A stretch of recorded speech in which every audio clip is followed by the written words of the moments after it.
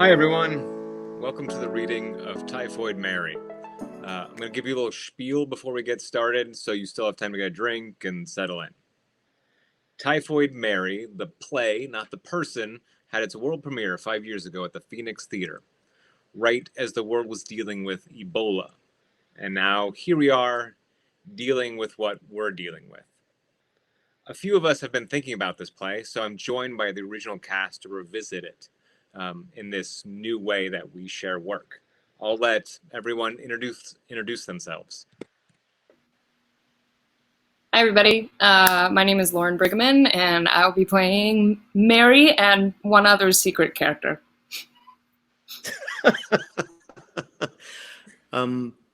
Hello, I'm Ben Asaykwee, and I'll be playing George and others. Hi, I'm Jolene, and I will be playing Sarah and others. So I'm Tom. I wrote the play. I'll be reading a few stage directions to make sure no one gets too lost. There's always a little difference between the play and a production. In the script, I wrote a note about the set, and I said, I'm no set designer. But if I was forced to design the set, say through a contract I had not read carefully enough, I would start with an abstract of a kitchen. And then I might think, my, there are some similarities between kitchens and hospitals and science labs. So for our set at the Phoenix, the entire backdrop was cupboards. All the props, costumes, sometimes tables and chairs would quickly come from the cupboards. The change of setting would be indicated by lights, and boom, we would be in a new location. Tonight, we're not doing any of that. So you will have to use your imagination. And since imaginations are not limited by budget or laws of physics, you can imagine whatever you want. The reading itself should be about 90 to 100 minutes, depending on how long the actors hold for laughs. But we won't have an intermission, and we won't notice if you get up to make a cocktail, look at your phone, or make comments to your quarantine buddies. Is there a chance we might have technical difficulties? Yes. If so, we will hold until we get things sorted, and we'll make any adjustments as necessary, because what else can you do in such a strange world? So, without further ado, let's read Typhoid Mary. Act 1. Most people aren't ready for a female doctor in 1901. So the first time I meet a new patient, I begin with a joke, such as, a man walks into a doctor's office. He has a cucumber up his nose, a carrot in his left ear, and a banana in his right ear. He asks the doctor, "What's the matter with me?" The doctor replies, "You're not eating properly." Funny, no? Do you feel more at ease? What if you were at a party, any party? Who would you want to walk into the room? Who would make you happy just to see their face? For me, it would be my father. He was this gregarious man, a smile as large as his belly, who brightened up any room he strolled into. And that's how a lot of people felt. But when he got sick with typhoid, I thought how his soul seemed to have left way before his body. Here he was, curled under sheets, smaller than I thought possible. I could feel the entire weight of him in my hands, and I didn't know if I could carry it. I felt if I could make him laugh or even smile, I would give his soul one more day, even if I could do nothing for his body. I went in there every day with a new joke. Like, the doctor said he would have me on my feet in 2 weeks, and he kept his promise. I had to sell the car to pay the bill. Or, I went to the doctor because I saw spots. The doctor gave me glasses, and now I see the spots much clearer. Or, a patient says, whenever I drink my coffee, I have this sharp pain in my eye. And the doctor says, try removing the spoon from the cup before drinking. When he laughed, I hoped he felt at least for a moment, that his life did not rest in the hands of a doctor, and perhaps offer a bit of grace. How about this one? 1906, a rich family on their rich summer vacation. They start to get sick, very sick, with typhoid. And if we know anything about typhoid, we know it is a disease forever associated with one woman, Typhoid Mary. It's right there in the title, Typhoid Mary. A woman who knowingly spread the disease to thousands and thousands and thousands of people. This is what we know. Or think we know. Or might think we know. Turns out, the truth is harder to pin to a board and say, look at that. That's the truth. Turns out that the world is stranger than we can imagine. I first heard of this woman from a man, a doctor who wished he was Sherlock Holmes, but was actually named George. One day, I got a letter postmarked from Oyster Bay in Long Island. Which, rich, very rich. I remember getting the letter and thinking, Oyster Bay, huh? I don't know anyone in Oyster Bay. I wonder what this is about. Find out what it was about? I read the letter. Dear Dr. George Soap, I am in possession of a property in Oyster Bay. How pleasant, I thought. I rent it out to families hoping to escape the putridity of the city in the summer. It's true.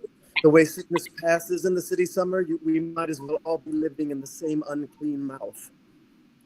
Recently, I had one such family staying there. Unfortunately, one of their daughters became ill with the typhoid fever. Then the wife, and then a maid, then another maid, then the gardener, then another daughter. There were 11 in the house, and half became infected with the typhoid fever. This kind of sickness is uncommon to the area, and before I give in to hysterics and ask for divine intervention, I ask of you, a man of medicine, to help us figure out how we have been cursed. Yours, George. I knew George Thompson as a friend of a friend of a friend. His name is George. My name is George.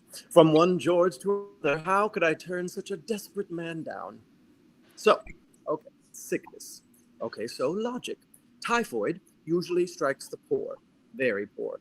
This case among the rich was unusual.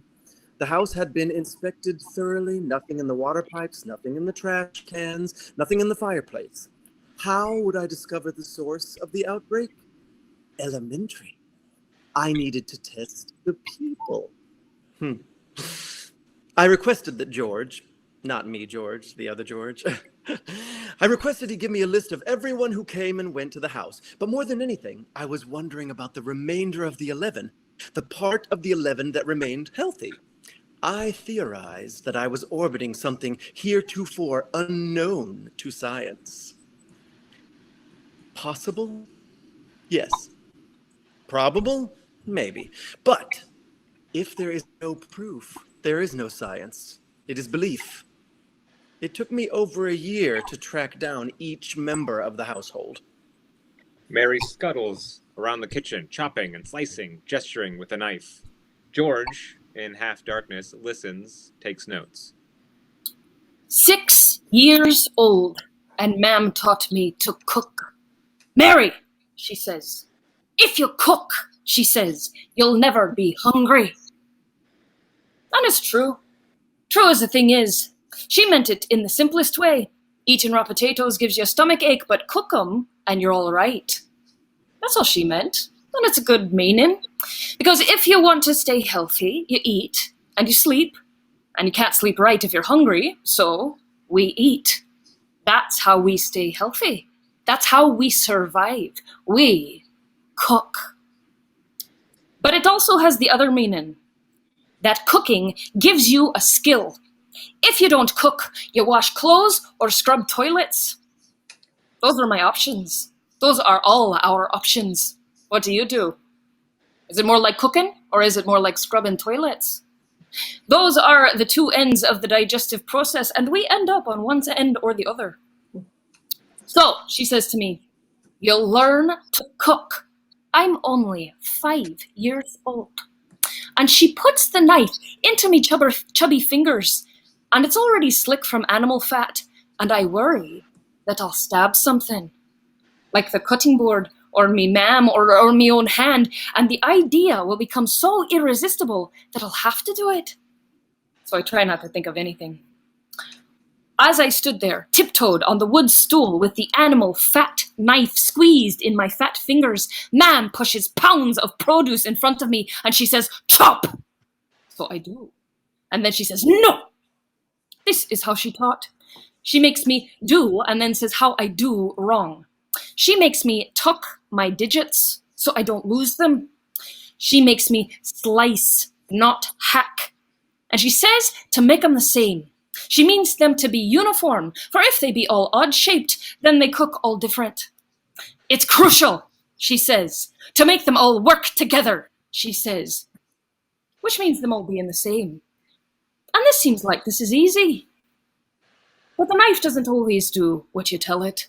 Your hands and feet don't even quite do what you tell them when you are only 4 years old, which is how old I was at the time. Maybe 3. Point being, I was young.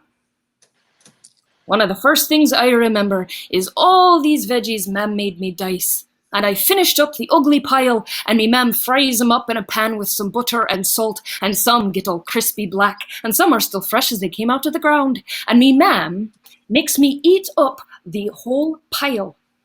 See, she says, that's what we get, a rotten tummy ache. You won't make 'em so ugly next time, will ya? She says. So I do what I do. I pray. When it comes time to pray, I turn to Mother Mary. I never really liked asking things of God. They seem so distant. I might as well ask the sun and the moon for help. But when I thought of Mary, I thought of my own mother in the kitchen. The kind of mother I wish she'd been. And it's like I can smell how lovely she is. Like warm bread and tomato leaves. Mother Mary, I say, make me as beautiful and pure as you are. And I hear this voice that says, Mary opens a cabinet, revealing a statue of the Virgin Mary. you are pure, child, as you are. You must work to stay pure, to stay clean. And believe me, I do. And I finally understand what me mam tries to teach me. She wants me to know how to survive. All you need to survive is one thing. Start with one thing and go from there. Does that answer your question? The scene opens up to include George.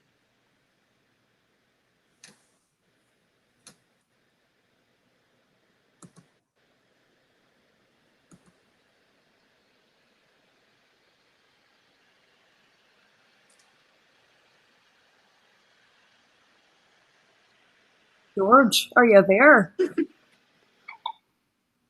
I can't hear you.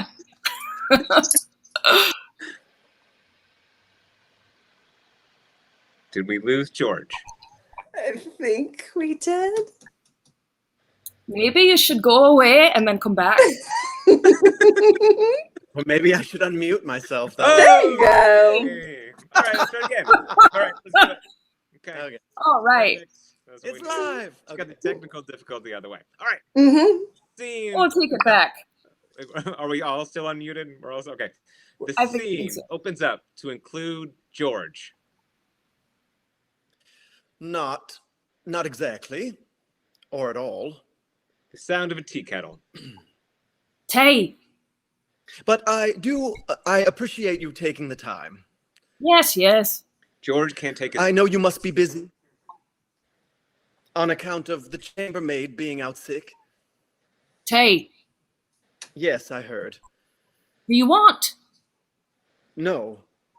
I mean, no, I'm fine. There are just a few questions. Something to eat. I'm fine. We shouldn't miss meals. Why, I bet you've been working all day without a moment for lunch. Mary slides a bowl of something in front of him. That's how you get sick, you know. You start missing meals. Miss Mallon, if you would please. Wow, that smells great. This will only be a moment. They're not so small and chubby now, are they? Excuse me? Me hands. You can examine them if you like, for science. They're very... I don't think your hands will be relevant. Very well. You started here around 3 months ago? Months, years. Sometimes it feels like I've always been here. Like this is my home here. When you are me, you learn to make a place a home. And this kitchen is my kingdom. And when you started, I believe it was 3 months ago. If you say. You were perfectly healthy when you started? I don't get sick. Surely you must. I'm a good Tired. person, Mr. Soper. Lots of people get sick. Maybe they're not so good then. I see. I'm a virtuous woman. Of course you are. Part of those virtues include moderation and personal health. So, those 2 girls in Oyster Bay who got sick. I don't do the judging, Mr. Soper. I prayed every day they get better. That's all I can do. That and the dishes. It's Dr. Soper, by the way. Are you not going to eat? I'm not quite hungry. People are all always hungry. What I mean is that I ate before I came. Very well. She takes the bowl. There is more that can be done. More I can do. Then I suggest you do it. Lolling around here asking silly questions won't do anything for you. Certainly. Yes, of course. Except, I do have one more request. Ask it then and be on your way. It's a bit personal. All requests are personal. This one is more so. Oh, you're going to propose to me now. No, I just... Because if you want something more, you'll have to marry me first. Oh, I think there has been some misunderstanding. Or... Have you never been teased? You're as red as a tomato. Am I? I just... You promised to help the family in any way you can in regards to this sickness. I can't see what you're going on about. I need a sample. A sample? Yes, a sample. A small part that shows what the whole is like. I know what a sample is. I'm not an idiot. Oh, sorry, What do you need a sample from? I offered you tea. I offered you soup. From you. Is that a question? I need a sample from you. I've asked it of all the other girls who worked with you. I hope you will not think me rude. All I think now is that you are coy. I need 2 samples, in fact. One of your blood. My blood? I've asked everyone else. I told you I'm not sick. You might not show it yet. I think I know my own body. Let's prove it. How does this work then? We schedule an appointment for you to come to my office. I don't have time for all that. Mary rolls up her sleeve. It's like this, in the arm. Yes, but I'd prefer to make a more formal I've arrangement. seen how this works. I suppose. George gets out his kit and shifts into action. Take the chair. Good. Hold your arm out. George swabs her arm. What's that then? Alcohol. If you want me drunk, you're going about it all wrong. For the germs. Are you not up on your current scientific literature? Germs, germ theory. There are these little things. Like mice. Smaller. So small you can't see them. And they transfer sickness from one person to the next. Oh, do they now? Little invisible imps, all about the floor and the countertop, just ready to scamper up me hands and into me mouth. Imagine the idea takes some getting used to. Oh. He ties a rubber cord around her arm. Squeeze your hand. This will make the vein nice and fat. So you've done this to everybody else? It's nothing, just a little pinch. He pulls out an obscenely large needle. This will be smaller than any cut with a kitchen knife. I don't cut myself with a knife. Surely you must. When I was 6, I was careless, but after that, I learned from my sins. This will go right into your arm. And there. See? Nothing. He draws her blood. Mr. Soper, you are sweet on me, aren't ya? All done. He pulls the needle away and holds up a surprisingly large vial of blood. Can I see it? He hands it to her. She holds the vial of blood up to the light, mesmerized. Doesn't seem right. Is that all then? Just about.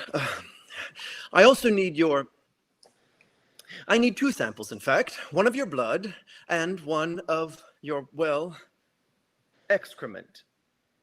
Mary stops looking at the blood, but doesn't give it back. Excrement. Maybe we should schedule an appointment for your... I know what you mean. We need to thoroughly test, and the testing of fecal matter is standard. You use these words. Excrement. Fecal matter. I can assure you... But you want my shit? You want me to shit in a bucket. And you cannot even say the word. A part of this process may seem untoward in the general routine, but I assure you we are warding off potential emergency. And if I say no? I understand that your employers are one of the best in the area. I would hate to inform them of your refusal to cooperate. What kind of perversion is this? Do you have a kindness for shit? Are you some sort of shit lover? This whole thing is rather strange. You can see why I was awkward in asking. You should feel awkward. Miss Mallon, I am sorry if I offended you, but I am asking that you trust me. What I propose is for the greater good. I feel God would approve of the work I do. He would look down and say, "Very good, George. Relieve their suffering," and whatever. What is that about the healing the sick? Heal the sick, cleanse the lepers, raise the dead, cast out devils. That's what I'm trying to do. How can I trust a man who cannot even say the word? All right, fair enough. Miss Mallon, I would like to arrange a time when you can come to my office so that we may get a sample of your food. No. What do you want from me? Leave, I have dinner to prepare. This isn't the first time this has happened. You have worked at 7 places in the last 6 years. Mary's fingers curl around a menacing serving fork. I know how many places I've worked. Why have you switched jobs so much? It's seasonal work. Some employers will rehire from season to season. I have not been so fortunate. Could it be that at each place people have gotten sick? Not everyone is as healthy as I am. 22 in all. I'm not cursed. 1 girl died. Mary lunges, holding a fork to George's throat. Don't speak her name. We did everything we could for her. She was like me own little lamb. You come in here with accusations. You ask for ungodly things. I tell you now, and you will believe me. I'm healthy. I am a good person. If you are so certain, come in and get tested, get proof. I have proof. I know myself. Give me the vial and I'll go. Mary does not give him the vial. How many more, Miss Mallon? How many more will get sick? How many more will get sick because of you? Get out. How many more needlessly dead? Get out, get out, get out! George exits. Mary yells after him. Don't ever fucking come back. You're not as smart and funny as you think you are. You doctors think you don't stink. I don't want to see your handsome face around here anymore. If I so much as smell you, I will make you taste my knife, you son of a bitch. I will cover the floor in your fucking entrails. I will cut off your prick and wear it as a necklace. She throws the vial to the ground and it breaks. Mary storms off. So it didn't go well.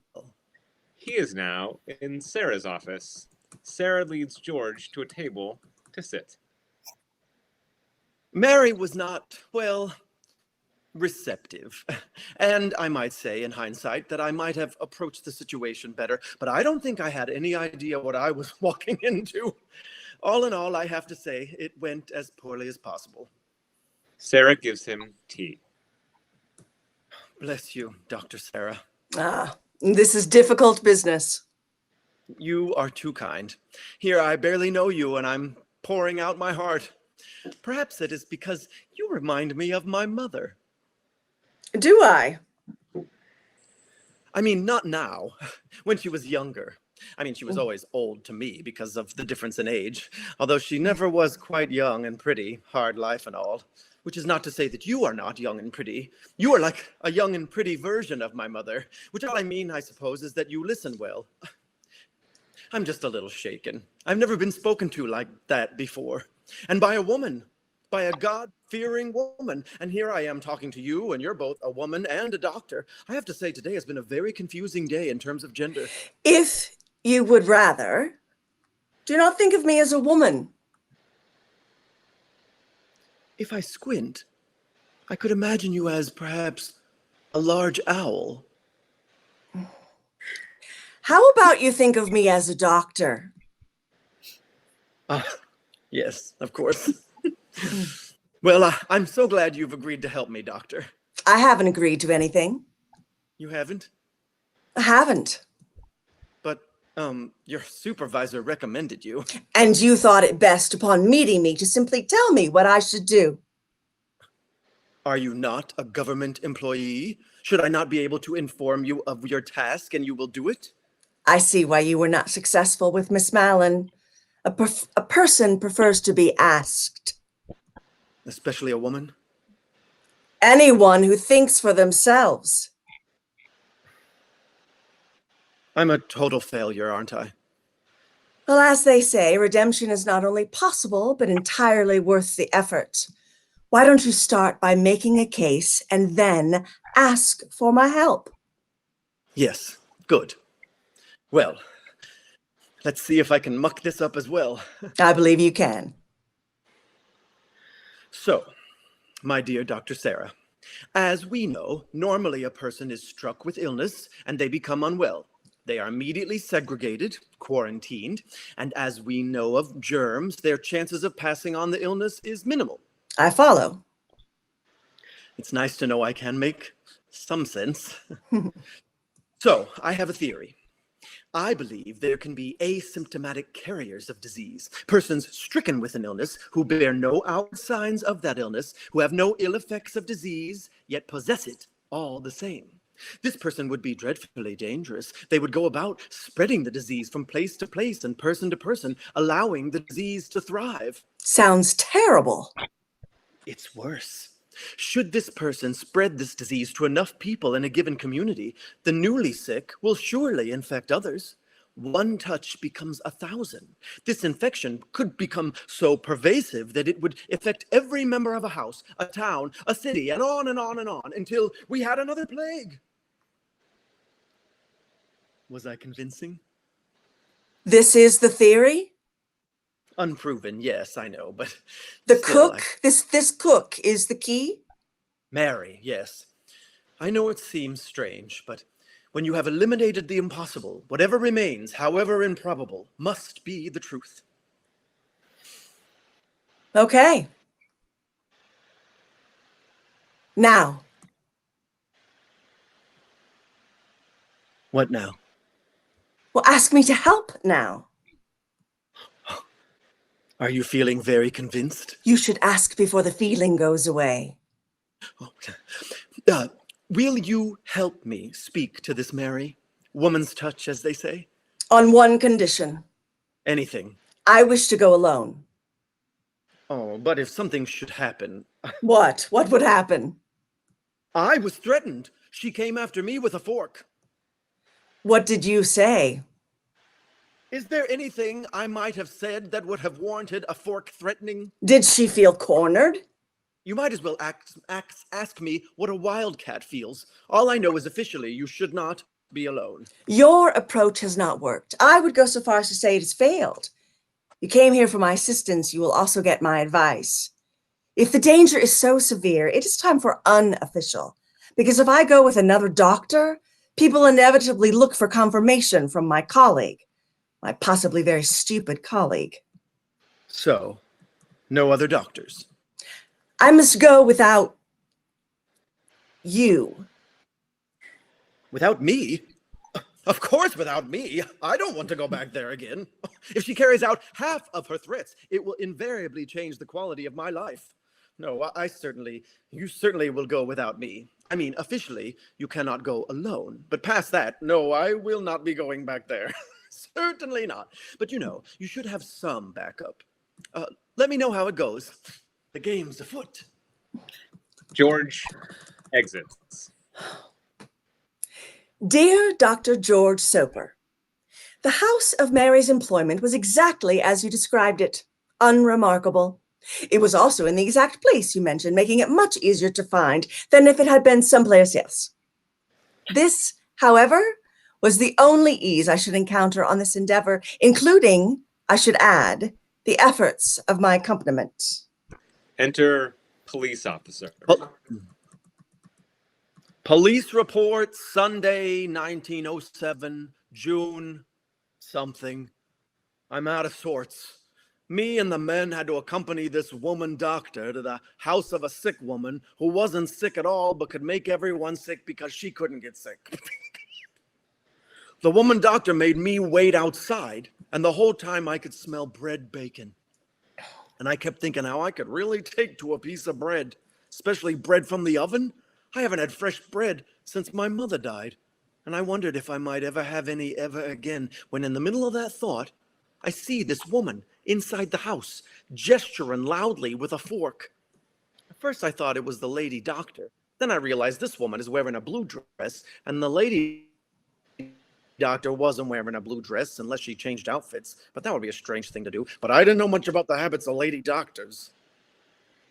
So for a moment, I stood there looking. I squinted real good to see what I could figure, but I couldn't figure much. But then I thought how this was probably the healthy sick woman and how we should go get her.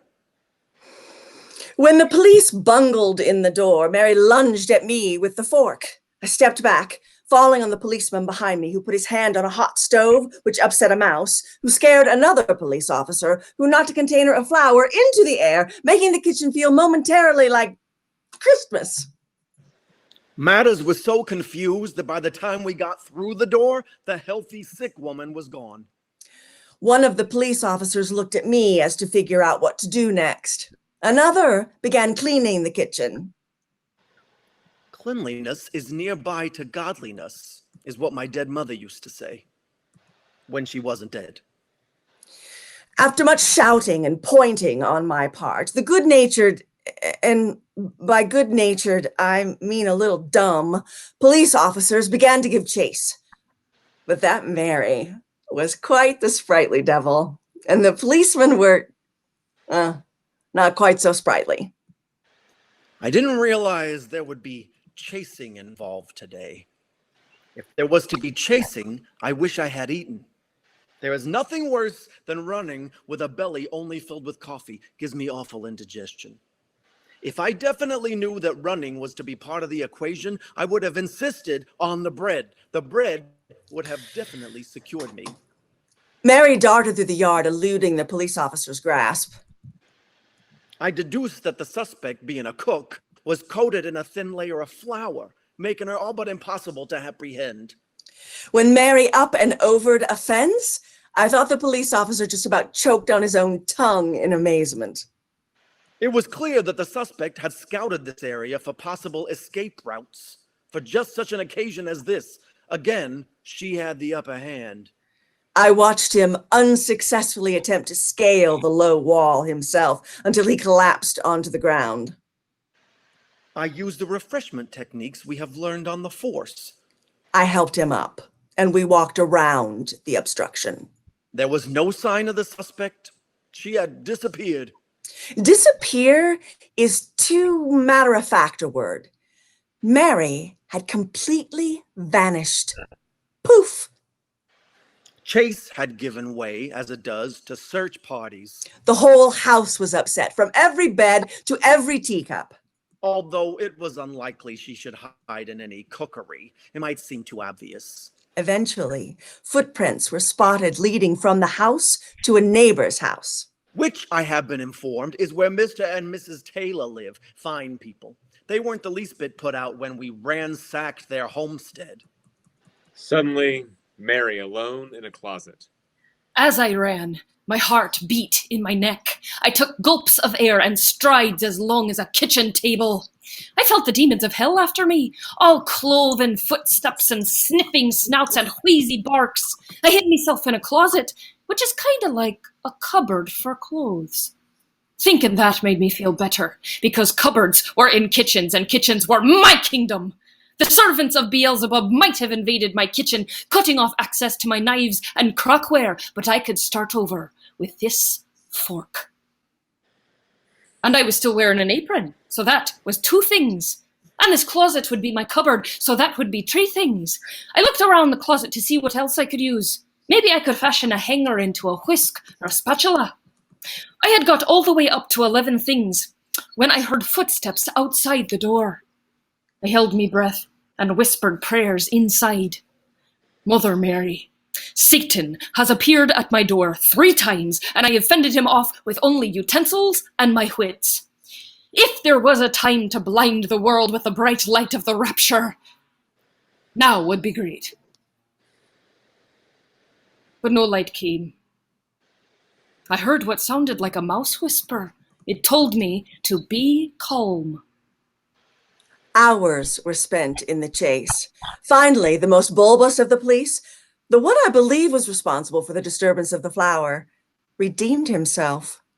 In a piece of remarkable detective work, I noticed a tiny scrap of blue calico, not unlike the aforementioned dress, peeking out from the door of the areaway closet under the high outside stairway leading to the front door. By the time I arrived, the man who owned the house informed me that a woman had locked herself into the closet and shouted vulgarities at anyone who came near.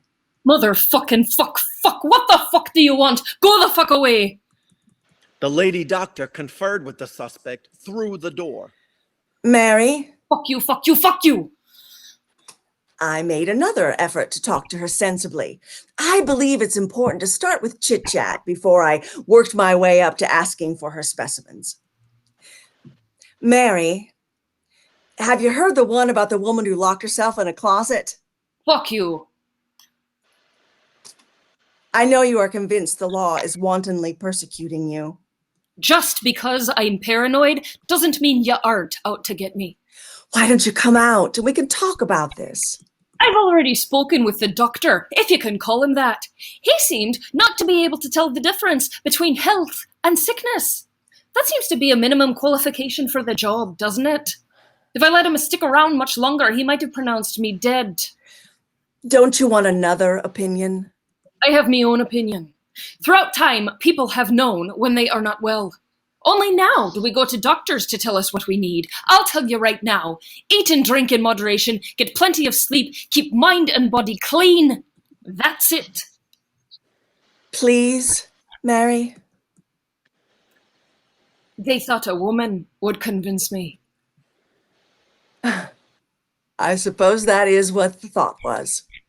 But I don't think that will work. You're much too clever for such pandering. No, I think you will come with me for other reasons. Don't you want to know why I think you'll come with me? I'm not going anywhere. I think you are a good person. And you don't want to get anyone else sick. It wasn't my fault. It can't be easy, living with the suspicion, with the worry that you are responsible. How long has it been?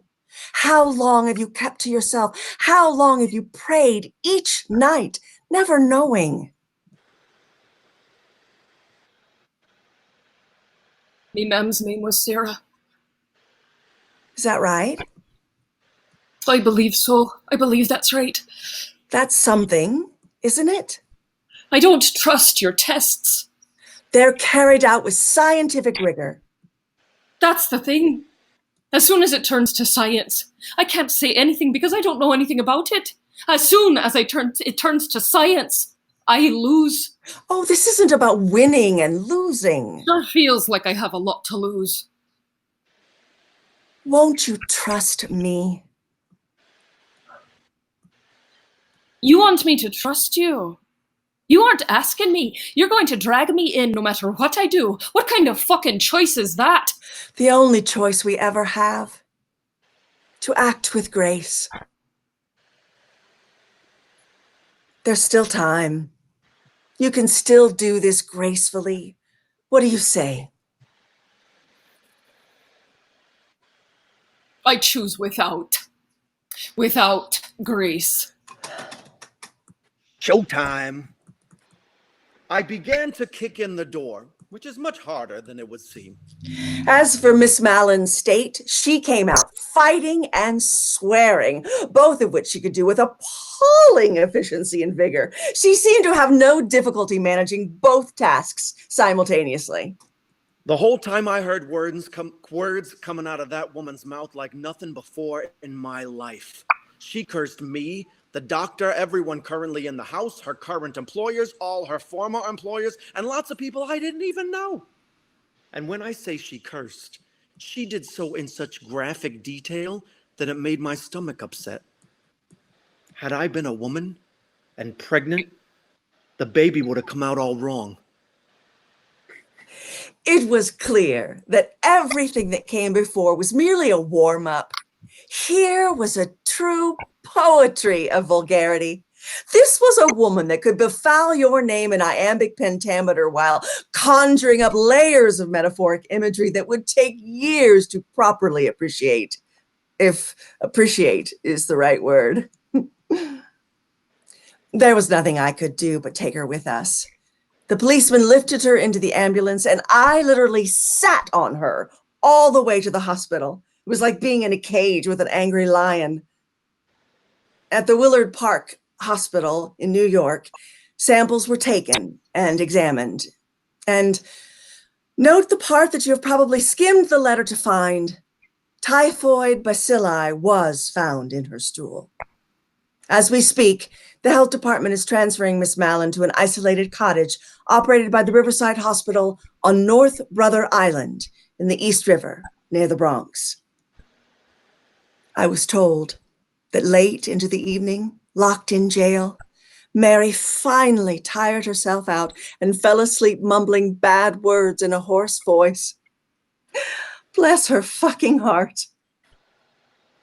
Signed, Dr. Sarah Josephine Baker.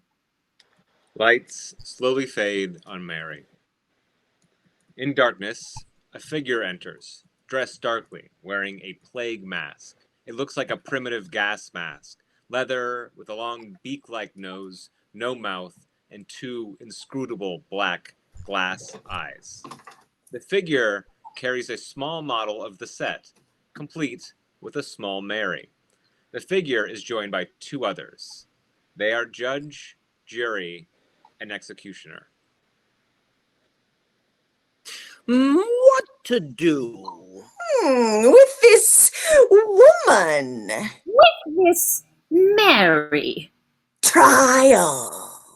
Yes, try her. But how? Yes, how?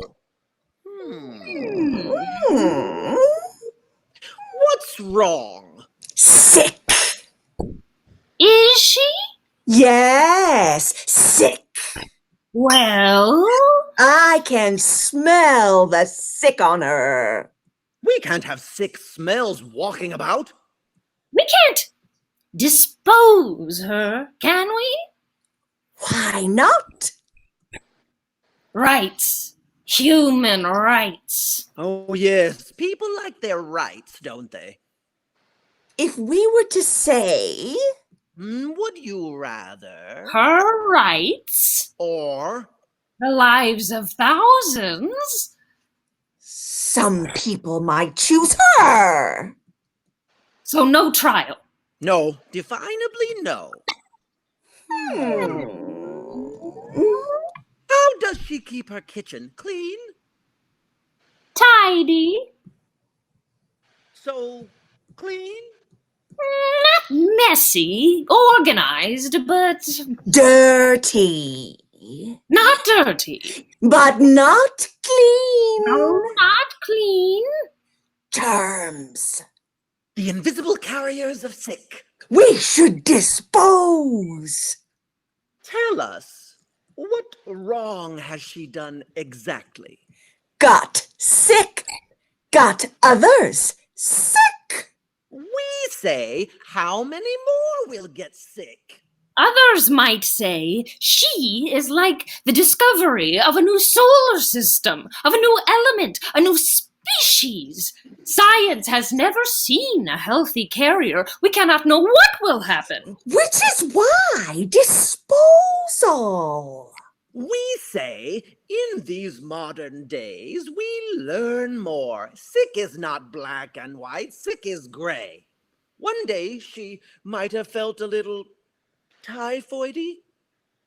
No, not typhoidy. She felt not one bit. Not one little bit? Not even a sniffle? Not even a cough? Others will say, how could she know? She is faultless, not some earthquake-prone criminal.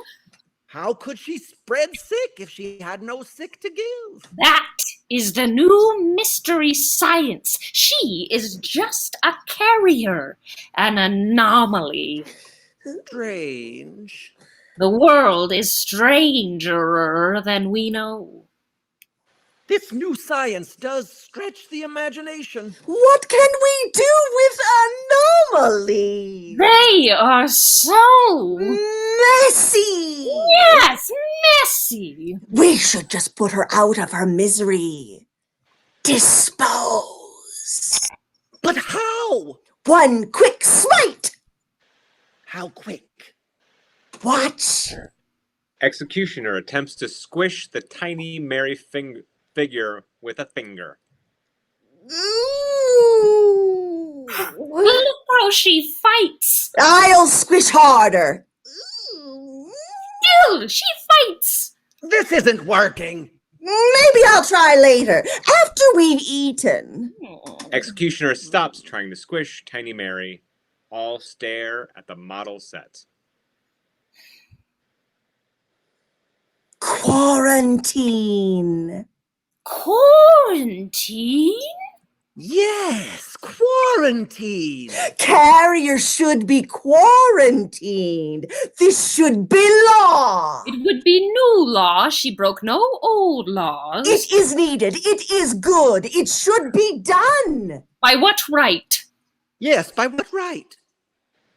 Section 1170 of the Greater New York Charter. Section 1170 of the Greater New York Charter. That will work. The Board of Health shall use all reasonable means For ascertaining the existence And cause of disease or peril to life or health and for averting the same throughout the city Said board may remove or cause to be removed to a proper place to be by it designated any person sick with any contagious pestilential or infectious disease. disease. Hmm. Two of the figures pull off the mask and robe of the third, revealing Mary. Foghorn. Enter Realtor. So here we are. It's a lovely one-bedroom on North Brother Island, which is way better than South Brother Island. That place is a dump.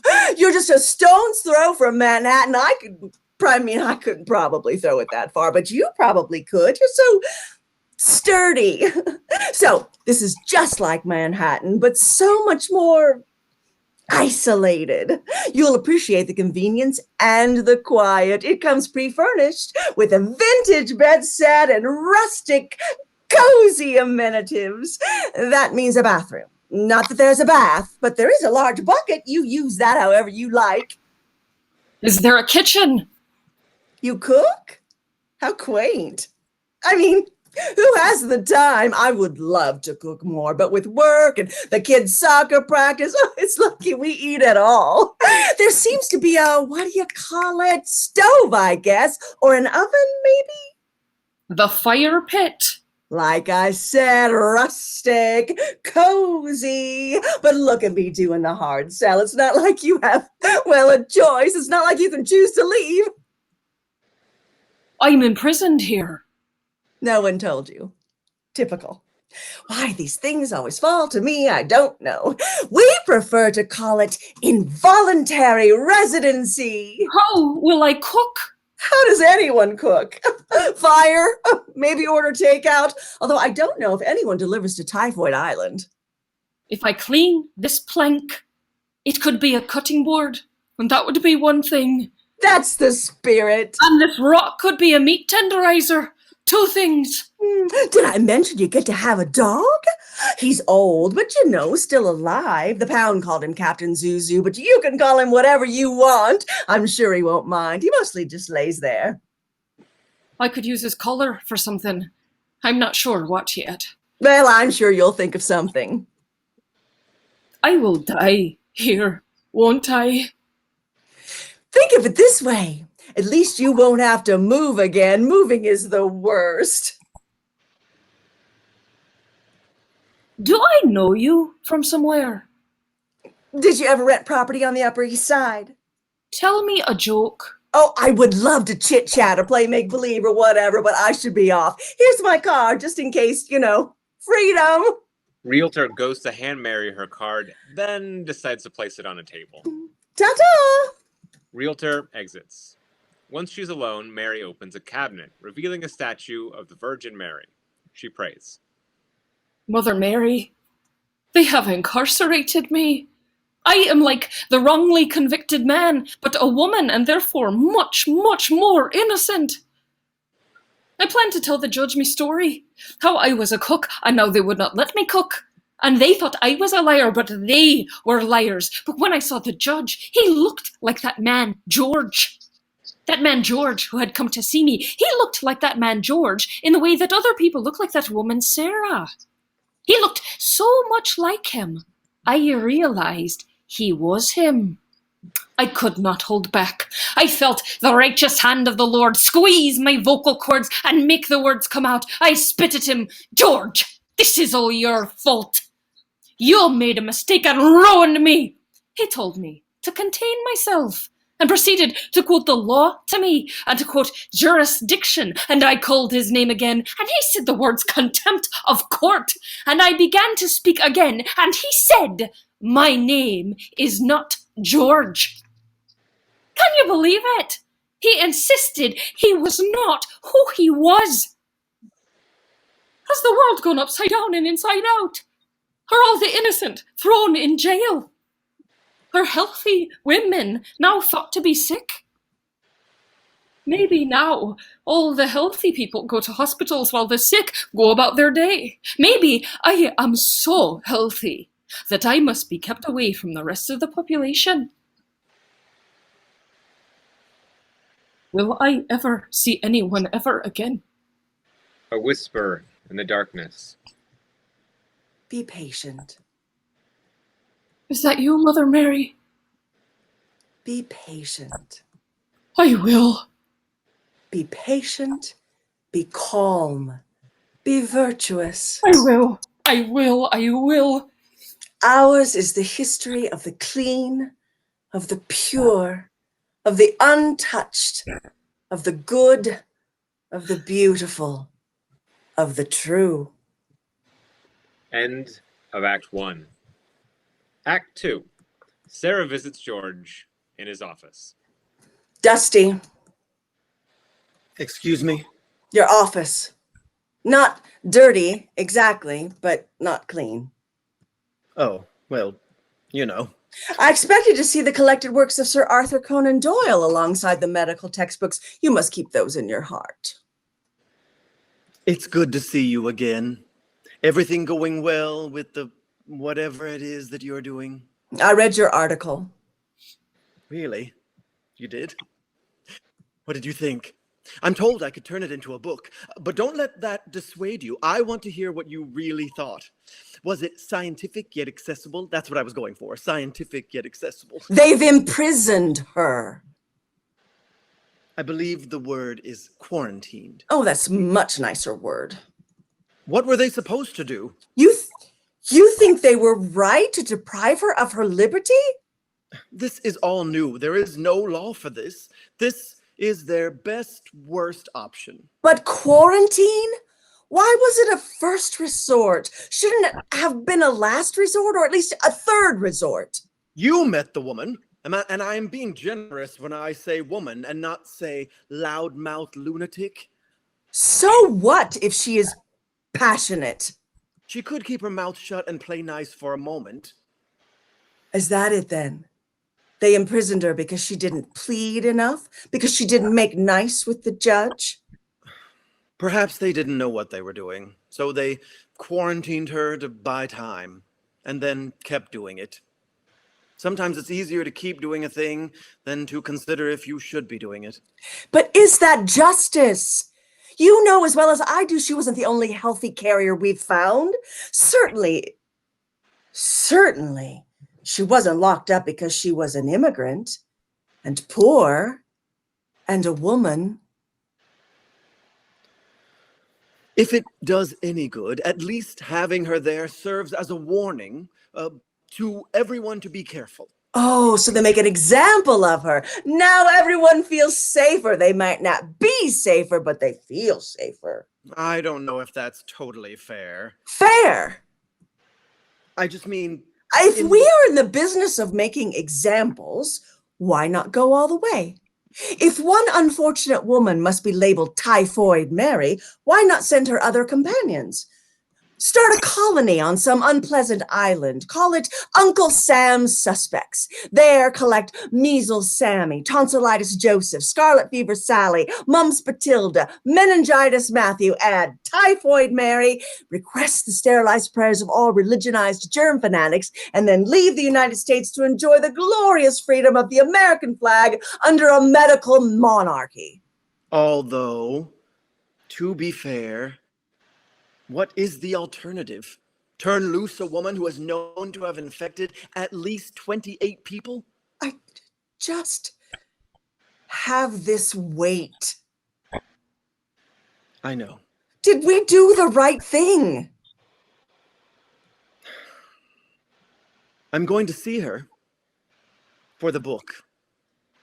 I'll need her permission to publish. You can't imagine you'll get it.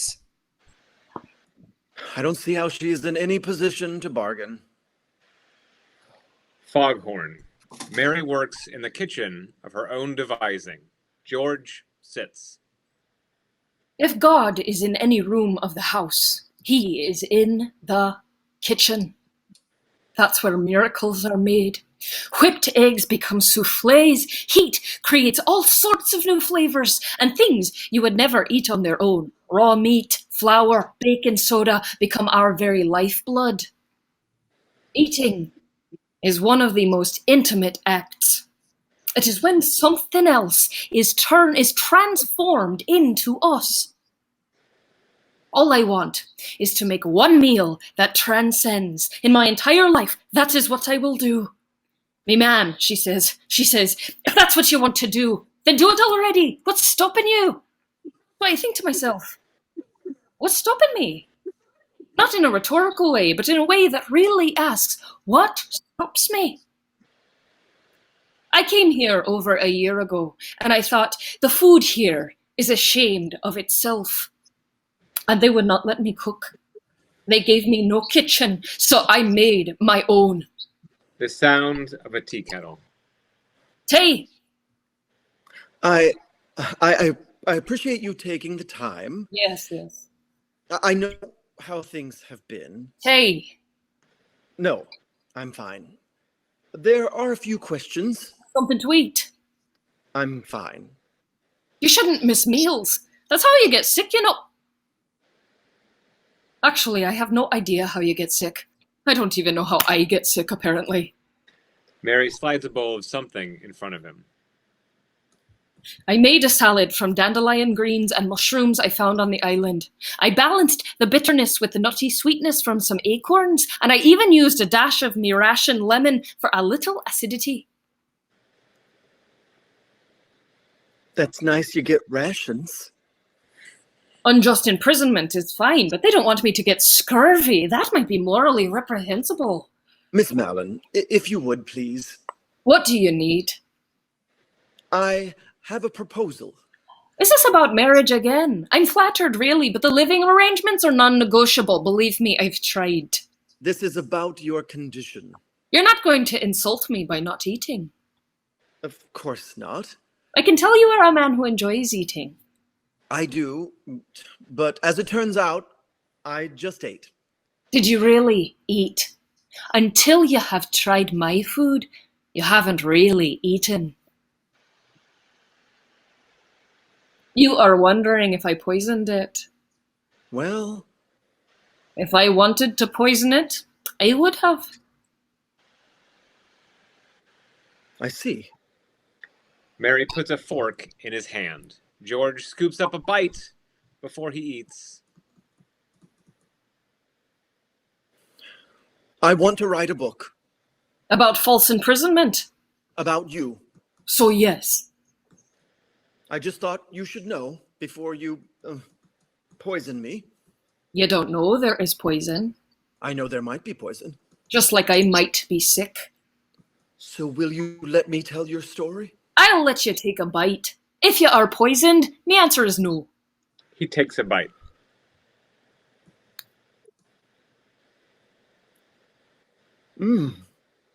What do you think? I'm not dead. About the food. Any food that doesn't kill me is a success. But how does it taste? Does this mean you'll let me write a book about you? I'm not dead, so this is a yes. It's not a no. That's something. What do you mean by a book? It's like talking, but with words rendered visually by a set of 26 symbols. I'm not stupid. Oh, I thought we had a little thing going, a little back and forth thing. We don't. Okay, sure. Well, it's a book about you. We've established this. My dear Mary, I don't think you understand what you are. You are proof. In this world, all we have are events. This happens, then this happens. What we call science, what we call theories, are stories we tell. How a certain cause could lead to effect. That forms the basis of our hypothesis, and we test what we can test, if we can test it at all, but there is so much knowledge still locked away in not knowing. To move from a story, even a good story, to a certainty is a rarity. So much of life is uncertain. People getting sick for no reason. Who wants to live in that world? When here you are, proof. There is comfort in proof, solace in proof. We can curl up and sleep on proof at night, certain that at least this one thing is true. Without it, all we have is belief. And belief is a cold comfort. I think if we told people about this new truth, I think if people knew what it means to be a healthy carrier, then you won't be just Typhoid Mary. You won't be this demonized monster. You won't be this sickness boogeyman, this story people tell themselves that they've locked up this woman and now we're all safe. Maybe they'll think that there is more than disease we can learn from you. Maybe we can learn about health. Did you taste all the things I mentioned? The greens and whatnot? Sure. And how did it taste? Good. Good. Taste-y. Mary takes the plate away. What? No, I liked it. You liked it. Yeah, I'd eat the whole thing. Oh, would you? Would you deign to eat the whole thing? Yeah. Mary dumps the food in the trash. Did I do something wrong? You're not good enough for my food. I'm sorry if I offended you. You know why I didn't poison you? Because I wouldn't do that to my food. Understand? No book. No book. I'll go. I think you better.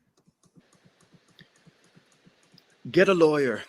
Start writing letters. I don't know what good it'll do, but for the record, I never meant for this to happen. I think that what they're doing here is wrong. That's a cold comfort, George. Who do I write to? The people who put you here. I don't suppose we'll ever see each other again. Wherever I end up, you are there. Doesn't matter how strange a place. I don't think we'll be able to avoid it. A judge enters. You get a position like New York Commissioner of Health, which is what I got. And then you get the position. It's all champagne and pats on the back. And then one day, about a week in, they sit you down and then tell you the office secrets that you'd rather not know. They tell me Mary Mallon was taken by force and was held without trial. She had not broken any laws. I ask, so how could we lock her up in isolation indefinitely? They tell me that's not easy to answer, and then they leave the room. Perhaps she has not seen many men. Perhaps they all look alike to her. This is why when she writes me a letter, she addresses me as George. And sometimes Sarah? Dear Sarah and George, I am healthy. Am I not healthy? I have done what you have asked of me. I have made myself clean as clean can be, as close to godliness as possible, scrubbed and scrubbed until my skin grew angry and red. I am ready, as you asked, to let the healing begin. But I fear where I am staying, these lodgings provided for me are not conducive to healing. I hope I am using that word right, conducive. How can I really heal, like you say, when I am confined here? This place is dirty, and the air is stale. I feel so far away from God here. Perhaps if you saw me, you would see how healthy I am. Look at me. Just look in my eyes. My healthy, healthy eyes. There ain't a drop of sickness in them. Sincerely, Mary Mallon. So I called her to me. Surely she must be better by now. Mary is in the same space as the judge. Miss Mallon, please step forward. That is you, isn't it? I hardly know anymore, sir. You do not know your own name?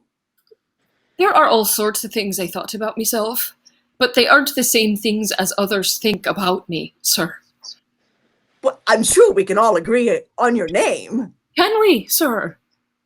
Well, course. It might be Margaret or Melanie or Murgatroyd. It might not even start with an M at all. That's quite enough. Mary Mallon, step forward. My apologies, sir. I have heard of your temper, and we shall have none of that here. I don't know what you mean, sir. I'm sure you don't. Do I know you, sir? I would not preside over your case if we had a prior relationship. You are very much like the man who first came to my house talking to illness. I assure you, I am not. Oh, of course you are not. You are Sarah. Yes, you look very familiar. Oh, you look very similar. I don't know why I didn't see it before. It's either one or the other. Yeah, that is enough. This is my courtroom, and I have questions for you. Yes, sir. Did you not think it strange that at every place that you cooked, people would become ill? I told you my answer before, Sarah. Humor me. First, a young Lily was struck with the typhoid. What's wrong? She was me little lamb is all. At your next employ, 3 more took sick. At the next, 2 more. Finally, 6 in a house of 11. Did you not think it strange sickness should follow you?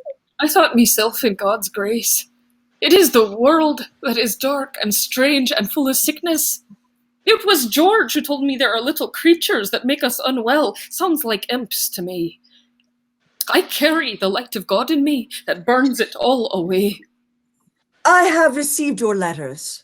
Do you know the story of my strange imprisonment? Your temporary quarantine is most unfortunate. Do you still claim to be healthy? Look at me now, sir. Do I not look well to you?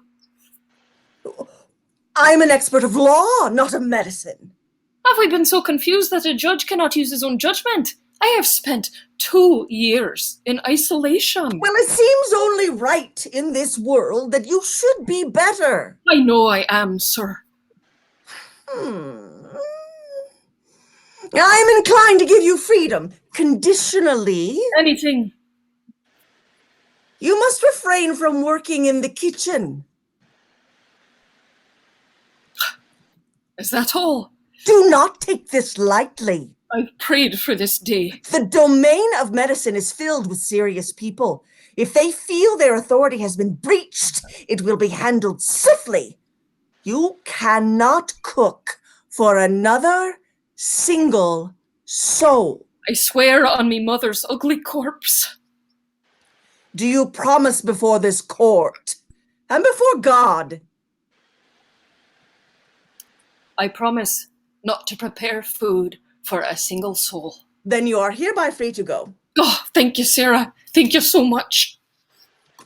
Mary interviews for a series of jobs. Come in, come in. Well, sit down already. I trust you saw the ad. I did. Well, at least you can read. Half the women that come in here come in like they wandered in off the street, not sure what they're doing here. I'm here about the job. Have you cleaned before? I've worked in a house for years. How many? 15. You've cleaned for 15 years? Not exactly cleaning. Dishes, some. You worked in the kitchen. But not anymore. I've lost the taste for it. We're not hiring a cook. No, of course not. I'm here to clean. And have you any experience? I clean after myself. I see. And I kept a kitchen to godliness. But you lost the taste for it. Yes, sir. Do you have anyone to recommend you? Ms. Smith, is it? Maggie Smith, ma'am. And you're here about the cleaning position? Yes, ma'am. But you have no experience. No, ma'am. You do yes. have experience? No, ma'am. I Oh. used to work in a house, ma'am. I was a cook, but I lost the taste for it. How does that work? I literally lost me taste, ma'am. Tasted soup that was too hot and burned all me taste right off. That will teach you. Oh, it did, ma'am. We can't have you being careless when you clean. Oh, no, ma'am, I wouldn't. Does this mean you'll bring me on? Well, I have a soft spot for tragedy like yours. You'll get paid less than a cook, plus we'll have to train you. So that means less still. I just want to do right. Mm. Ms. Molly Gibson, I believe you should hire me to clean. I see you are not short on confidence. I've worked in a house for years, while only a few months been at cleaning. I run rings round the rest of the staff. I know how everything goes. Then why don't you stay at your current employ? They don't pay me what I'm worth. We couldn't pay you much here. I'll take it. Miss Marple Jones? I don't see how we can avoid hiring you. We've received such glowing recommendations. I don't know how they could let you go. It was me, ma'am. I wasn't happy there. Maybe it was how they ran their house.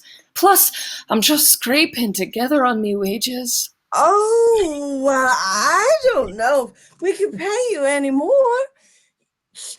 You don't know how to cook, do you?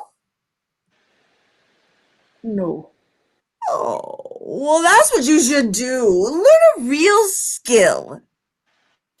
The Sloan Maternity Hospital is a place of excellence. Yes, sir. Healing can only come by excellence in every corner. Of course, the medicine must be excellent, but also the staff. Of course, sir. The hospital must be kept excellently orderly. Every bed made shipshape, every closet organized and labeled, every floor free of germs. Do you understand? Yes, of course. Well, let's have it. Mary puts a bowl in front of him. Smells heavenly. That's even better when you eat it. He takes a bite.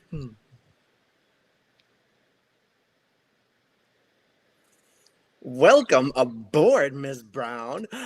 I think you'll fit in quite nicely. He begins to take another bite.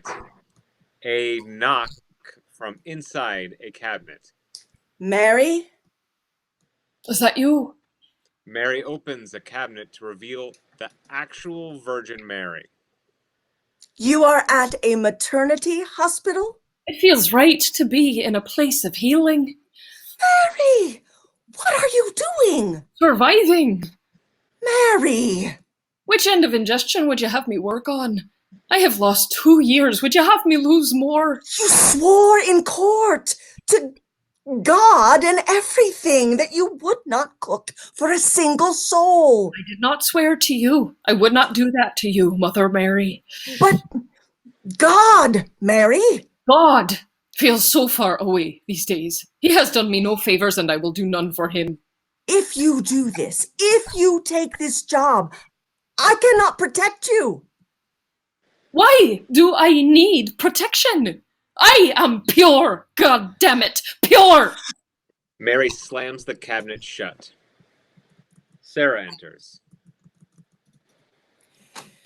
Dear Dr. George Sherlock, as you might not know, I am head of the Child Hygiene Bureau now. And there was typhoid case at the Sloan Maternity Hospital, and naturally, I went up to make an investigation. As I walked into the kitchen, the first person I met was Typhoid Mary Mallon. She had been cooking for the hospital under the name of Mrs. Mary Brown. The other servants had jokingly been calling her Typhoid Mary. Why did she doom herself to imprisonment? Why did she not listen to us? Why did she not trust medical expertise? Reminds me of a joke. A man seeing a doctor gets a terminal diagnosis, so the man asks for a second opinion, and the doctor says, of course, come on back and see me tomorrow. Journalist enters. Mary, isn't it?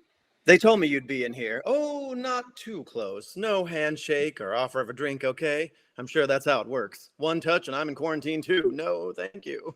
There are too many glasses of whiskey that need drank, cigarettes that need smoked, and little boats that need put into bottles for me to end up like you. You can sit if you like, but I'm just gonna hover. If that's all right with you. Let's make this as painless as possible. I need you to confirm a few things, then you give me a juicy quote and I skedaddle. What do you say? Great. So here's what I got. You worked up and down the coast as a cook, dishing up sickness along with the candied yams. The authorities catch you and you put up a fight like a drowning cat, but you get locked away for no particular reason, for no particular amount of time, and the public is safe. A few years later, some bonehead starts worrying about your rights and sets you free if you promise to be a good girl, which you do with your good girl dimples and your good girl eyes and probably even your good girl bow up in your hair. And you start doing the laundry, doing something clean, but you get greedy. Get yourself a new name, Mary Brown, super clever. And get yourself a new job, cooking, because you just can't stay out of the kitchen. And again, the bodies start falling. And again, they catch you. And again, you have to go in front of a judge who is probably going to send you off to Typhoid Island. Again. And this round, there probably won't be any time off for good behavior. Do I have all this correct? Say nothing to agree. Great. So my question is, why did you go back to cooking? Are you as daft as you look, or are you really just a selfish bitch? I ought to spit in your fucking mouth. Great quote. I ought to spit. Stop that. Mind if I cut the cursing? Family newspaper. Mary snatches the notebook. The journalist jumps back. Mary rubs the notebook on her body. Mary tosses it back to him, and he moves out of the way. No matter. He pulls out another notebook. Mary grabs this one, too. We are calling you Typhoid Mary. Catchy, right? George, please, don't put this in your book. A book? Now that's an idea. Please. Mary walks to him. He runs out. I went to her sentencing to see if there was an answer to this particular question of sickness that no microscope can uncover. Why did Mary resume cooking? Another judge. Oh, it's you again. Miss Mary Mallon, a.k.a. Ms. Georgia Brown, a.k.a. Ms. Miranda Martian, a.k.a. Miss Mama Mischief. I should have realized it was you. By your willful actions, Only you would have brought me back here. 20 people have become seriously injured. What have I done? And if not for the invention of the federal government, This feels personal. who knows the reach your illness would have had? Is this because I came after you with a fork? You have purposefully broken an agreement with the court Is it because I didn't give you permission for your book? to never seek gainful employment as a cook. This is my livelihood. Yet here you have been found at a hospital, no less. If they got sick, they didn't have far to go. This disregard for human suffering. Why should I even consider giving you an ounce of mercy when you have none to give? I was just trying to survive.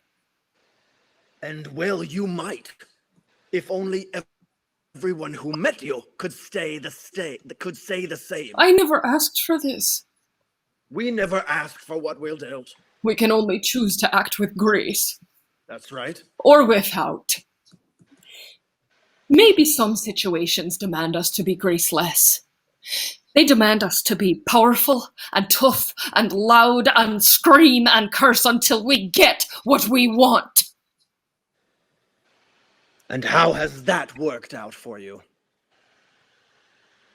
I have never seen this woman cowed, but here she looked, well, not ashamed, but at least speechless for a moment, like the light of her righteousness flickered. Mary, alone. Mother Mary, full of grace, the Lord is with thee. Blessed art thou among women, and blessed is the fruit of thy womb, Jesus. Holy Mary, Mother of God, pray for us sinners, Now and at the hour of our death. Amen. Why do you feel so far away? A large hand comes from the sky to crush Mary. Mary fights it off. She stabs it with a fork. The hand retreats. Foghorn. The nurse breezes in. So here we are, North Brother Island, lovely one bedroom, Manhattan, bed, bathroom, fire pit. You know all this. Is the dog still here? No dogs, patients, lots of them. You have to share the room. What happened to Captain Zuzu? Don't expect me to clean up after you. Don't expect me to change your sheets, and certainly don't expect me to change your bedpan. I won't. This is a hospital with real patients. Understood. This is not a hotel. Obviously. I don't have time for fakers. You think... Why would I don't know why people do what they do. I don't have time for it. I didn't choose to come here. The court sent me here. I don't care. All I know is that you shouldn't be here, and I'm not wasting care on you. Nor should you. I'm not your mummy. I'm not your maid. I'm not your cook. I can take care of myself. I don't care whether or not you can. If you are dying, I will bring you a glass of water. Until then, I don't want to see you. Who's that in the bed? He seems so familiar. That man has typhoid. He actually has it. I have seen sickness and it looks nothing like you. Have you any idea what typhoid fever does to people? It's a shame you are here. You waste the space. Why don't you tell them? Maybe they will let me go. What words would make a difference? Looks to me like you've tried all the words that are possible. What am I supposed to do? What'd you do before? I cooked. Do that then. Not knowing what else to do, Mary cooks dinner for herself. None of us are spared. Sooner or later, sickness comes for all of us. The only choice we have. I know. Do you? I know I don't belong here. But you are here. I wish you luck in changing your fate, but I think you'll find that mountain unfriendly. While you are here, you might not be such a waste of space. Nurse exits. The patient stirs in bed. Is someone there? Just me. Who are you? What do you want from me? I'm Mary. Virgin Mary? Yes, like the Virgin Mary. Nurse appears in an overlapping reality. Have you any idea what typhoid fever does to people? There are 4 stages, each lasting approximately 1 week. Mary goes to the patient's bed. Do you mind if I sit? Go right ahead. A few days following exposure, the patient experiences headache, loss of appetite, and chills, followed by fever fluctuations with shortness of breath, malaise, and cough. Sometimes the nose bleeds. I knew a Mary in my childhood. She would skin her knees when climbing up the rock path behind our houses. Oh, Are you all right? hot. Mary hands him some water. Thank you. Not a problem. Mary dabs his forehead. In the 2nd week, the body temperature slowly rises to 104 or 105 degrees, with only cold baths to relieve the fever. It often does not disappear for 4 weeks or more. Delirium is frequent. Sometimes rose spots appear on the lower chest and abdomen. There is a rattling in the breath. The spleen and liver are enlarged and tender. The abdomen is distended and painful. How's that? Better. I thought you might be hungry. I am. Mary brings out a bowl. I'm not supposed to cook for other people. But what does it matter, right? It's cucumber soup. He takes a shaky spoonful. Mmm. Cool. Here, let me. She takes a spoon and feeds him. In the 3rd week, a number of complications can occur. Intestinal hemorrhage, intestinal perforation, inflammation of the brain, muttering delirium with patients picking at bedclothes or imaginary objects. The fever is still very high and oscillates very little over 24 hours. Dehydration ensues. This carries on into the 4th and final week. Why do you think you are here? I suppose it's because I got sick? What did you do to get sick? My daughter was ill. Your daughter? I was by her side. That's what the doctor said I got sick then. What did you do? In your heart? What have you done that God has made you sick? I don't know. Perhaps you weren't taking care of yourself. You didn't keep clean. Perhaps. I never had one on my own. A child. But there was this girl. She was very dear to me. I called her my lamb, and she let me. I knew to make her favorite foods, though it was mostly soups after she took ill. Not much else would stay down. I had never seen sickness like this before. Not really. Not up close like that. And I stayed around night and day, day and night, pressed my hands together until they were sore, prayed until my mouth was dry, but still I whispered the words, "Don't take this girl from me, don't take her. She does not deserve this. I don't deserve this. Please, please," I said, "just please," over and over. My mouth was dry, it hurt. My lips cracked. I wanted a glass of water, but I didn't let myself have it. If I let myself drink, my prayers wouldn't reach God.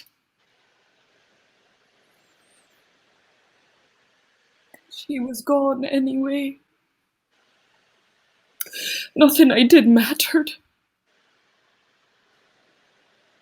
I didn't understand. I knew there was a reason, but I didn't understand. Perhaps things merely happen. If it wasn't this, it would be another. That's not a world I want to live in. People getting sick for no reason. A world so fickle that my values have no place. They have a place. Right here. In this hospital. Here, goodness looks a lot like grace. Mary continues to feed him. As Sarah talks, the ritual of feeding changes. Mary and George transform. The bowl she was holding, he holds now. She sits not on a chair, but on the bed. By the time Sarah finishes speaking, Mary and George have swapped places. Sarah holds a model of the hospital. And here she found use for her hands. She used her hands to help others for years and years until she actually got sick. A stroke dealt her with a blow, kept her humble for 6 years, which she handled with grace. She had so much practice being sick that actually being sick was easy. I think I saw her smile more at that time than the rest of her life combined. She left a list of things she'd like for you to know. She never believed she was sick. Not in the way sick feels, But she does acknowledge that the line between sick and not sick is more like waves lapping at a beach than a fence in the grass that one needs to climb over. She wants you to know that she never meant to get those people sick. And she hopes that the reason for her cooking at the maternity hospital weren't only stupidity or selfishness, but perhaps a third option that has something to do with desperation, and she hopes that is more understandable. She wants you to know that she wasn't the only healthy carrier they found. She wasn't the only one who got people sick. She wasn't even the only one who was a cook. But she was the only one imprisoned. She was the only one they called Typhoid Mary. She was the only one who was an immigrant and poor and a woman. She wonders if it has less to do with being safe than feeling safe. She wonders if years from now we are that different. Do we no longer think that someone who's sick deserves it? Of course we don't. Maybe we just think they didn't wash their hands enough. Maybe they didn't get enough sleep. Maybe they didn't eat right. Maybe they didn't have protected sex. Maybe they didn't look where they were going. Maybe they were going too fast or too slow. They have to be somewhat responsible, or otherwise it's just arbitrary. People getting sick for no reason. And who wants to live in that world? Lights fade. End of play. Thank you all Bye, for everybody. joining us. Thank you. Thank you. you. Thanks to the Phoenix Theater and Bob Lehman for the digital assist. Thank you to all Yes. of our actors, Lauren, Ben, and especially Jolene for getting us organized. We did this mostly as a lark, but if you are so moved, please consider a donation to the Phoenix Theater in honor of all the new work like this play they've supported over the years. Thank you again. I hope you all enjoy the rest of your quarantine. Stay safe. Stay hopeful. Stay healthy. Bye. Bye. Thanks, everybody. Bye.